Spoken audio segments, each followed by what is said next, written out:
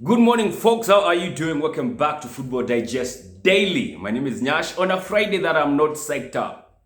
Zin, can you imagine not being psyched up on a Friday? Of course, the weather is not helping, but we all know why that is the case. So, on Wednesday, we had Champions League. Before I go to Thursday Night Football, which is, crazy. On Thursday, we had, We had two games being played in the quarterfinals of the Champions League.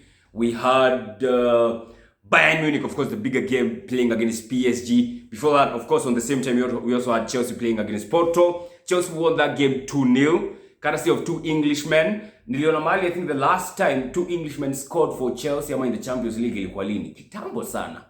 A long time ago. So Mason Mount, of course, scored in the first goal. Fantastic turn and strike. Yani venye ali-turn, kama iweka ndani, that was superb.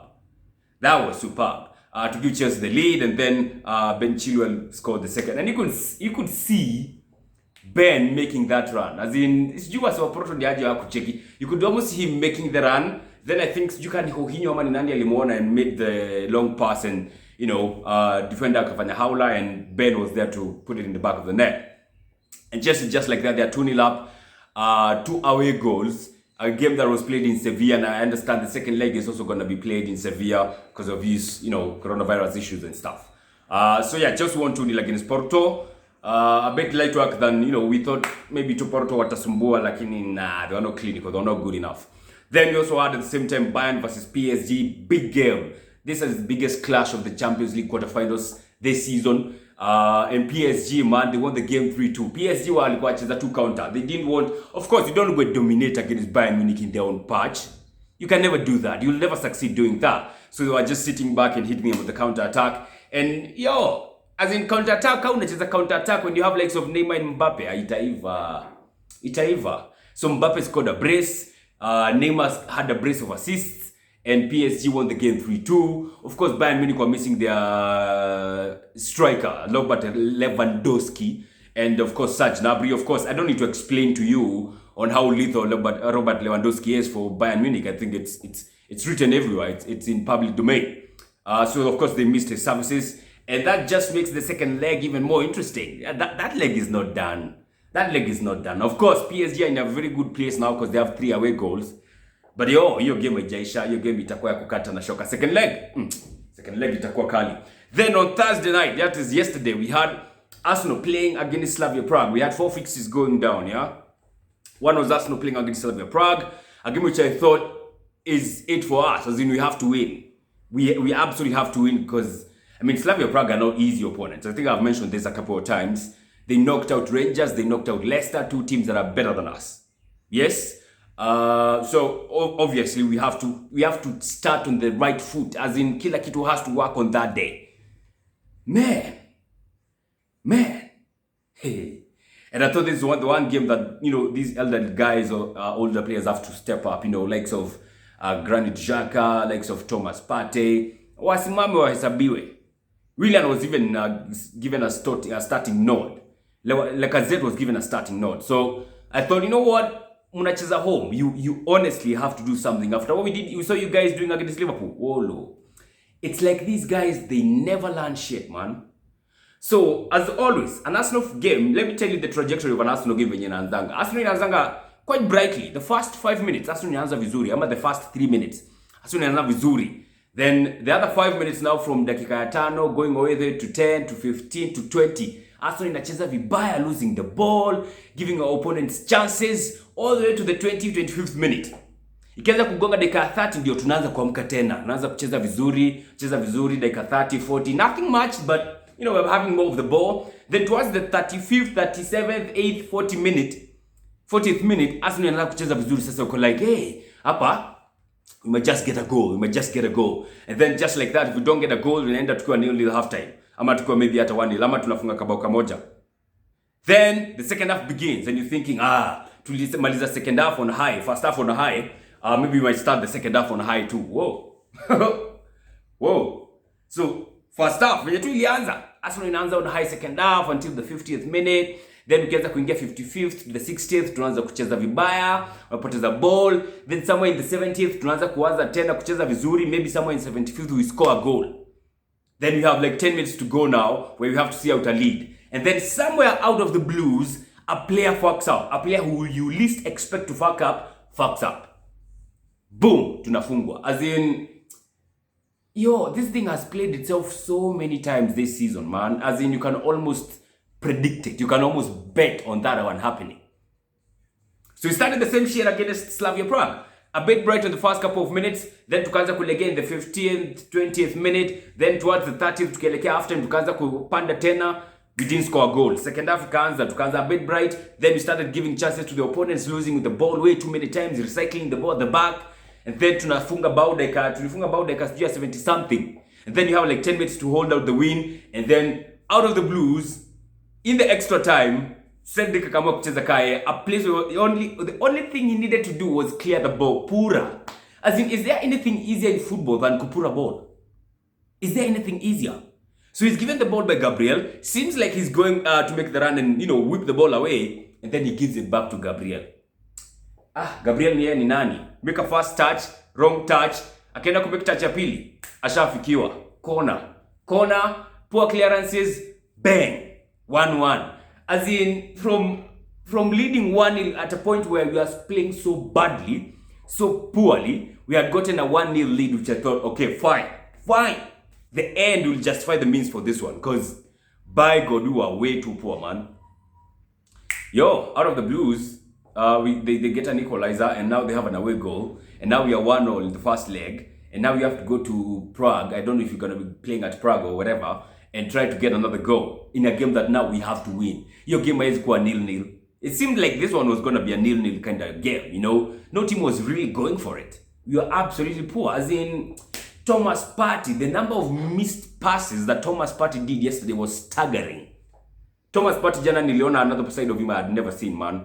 Way too many inaccurate passes. Granted, Xhaka cannot create shit. Man, Willian can't do shit for us. As in, yo, we were way too off, man. You could feel like these are guys who almost had this feeling like these are guys who have not played together. Nikawa watu wameanza season sahi, mmetoka pre-season hata mjatrain pamoja, mmeambia mwende mcheze. Our guys from the back is you Gabriel.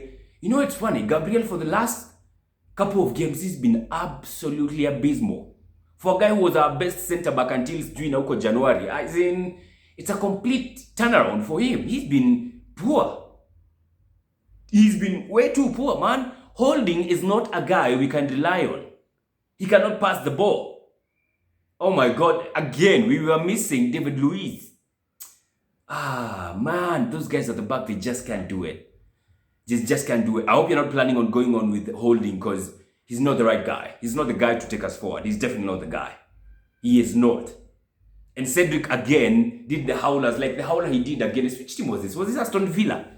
Unashanga, boss, kupura tu ball yani. Kupura tu ball. Hata nilikuwa wacheza hiyo game niko like, yo, hii game ni quarter final ama ni group stage. Jumazetu nilikuwa wacheza nikaa tuko group stage. It's a group stage match. It didn't seem like a quarter final kind of game. Because the quarter final stakes are high. Yo, hey. Hii Arsenal vile alikuwa wacheza jana hii. Hata sioni tukienda mbali. Hivyo ndivyo tutacheza next stage. Unajua nilikuwa nacheza hivyo nilikuwa nasema but the way playing against Liverpool was terrible. So I was thinking hivyo ndivyo tutacheza against Slavia Prague tutapigwa. Man, tumecheza exactly the same way, if not worse. Exactly the same way. So here we are saying tukicheza hivyo against Slavia Prague second leg, you can almost bet this Monday wanacheza almost the same fucking way. As in, washacheza hivyo game ya pili in a row. What is stopping them from playing like that in the third game? Nothing. And now we're in a situation where, man, if we don't win again, if we don't knock out Slavia Prague, I mean, Arteta out is going to be trending in a crazy way.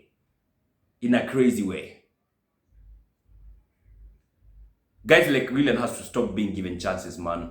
Arteta has to stop giving Willian chances. Willian Z. He has to. If he gives Willian chances again in the second leg, hata atakuwa ametupa mbao.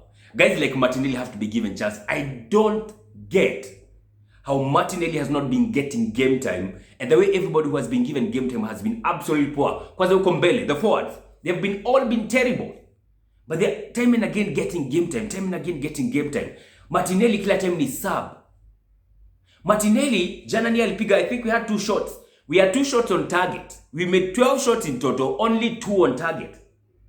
The only one I think nakumbuka ni moja yenye Martinelli alipiga, of which he did after coming off the bench. This Mandem has to start. He has to start. I was thinking actually Martinelli was going to start yesterday. I was shocked when he did. So now we're going to the second leg. Acha tuone kama ataanza. Man, Lacazette. Lacazette, mazee. Yani one on one tena hata quarterfinals. See, some of these things are not even basically dependent on Arteta. Arteta is not the kind of person who will tell Cedric asipure ball arudishe nyuma. Hiyo ni kitu player anajiambianga. It's all about the coach. It's all about the coach to tell Lacazette, the striker chosen to play that game, to finish a one-on-one with the keeper. As in, wamekuwa kitrain one-on-ones. We've been seeing them on videos. They've been training one-on-ones against goalies. So when it gets there to the game, nini na happen?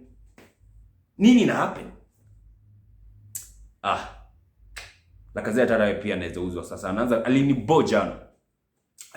So Arsenal drew 1-0 against Slavia Prague. The second leg is gonna be crazy.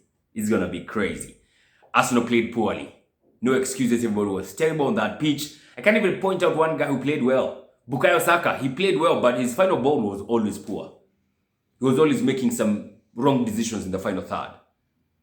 Gabriel, poor. Leno, you see the way they circle the ball. The 2 center backs and the goalkeeper, chini bana. So Holding gets the ball, can't make a pass forward. If he makes a pass forward, a forward pass, it's a wrong one, inaccurate. So he gives it to Gabriel, who always gives it back to Leno, who always whips it long to nobody. As in, Leno alifanya hivyo against Slavia Prague jana. I saw him doing the same shit against Liverpool. The number of times he whipped that ball long to nobody was way too many times, man. As in, alafu bao zingine pia nafungwa. Terrible. Manchester United were also in action. They were playing against Granada. They won the game 2-0. Rashford and I think scored the first one, and Bruno Fernandes got the second pen. The second goal through a pen, of which sijui nini ila pen. Sijui yo penalty ilikuja aje, sijaiona. Nini Granada walifanya? Okay, pen 2-0. Villareal, they won against Dinamo Zagreb 1-0. Villareal, when we might meet them if we win this second leg of Slavia Prague, we might meet Villareal. Na unajua Unai Emery anaweza tunyorosha, ka hivyo ndivyo tunacheza. Then there was Ajax versus Roma. I'm not so sure on the final score here, but I think Roma won the game 2-1, yeah?